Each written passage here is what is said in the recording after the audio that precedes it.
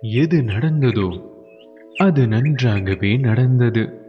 எது நடக்கிறதோ அது நன்றாகவே நடக்கிறது. எது நடக்க இருக்கிறதோ அதுவும் நன்றாகவே நடக்கும்.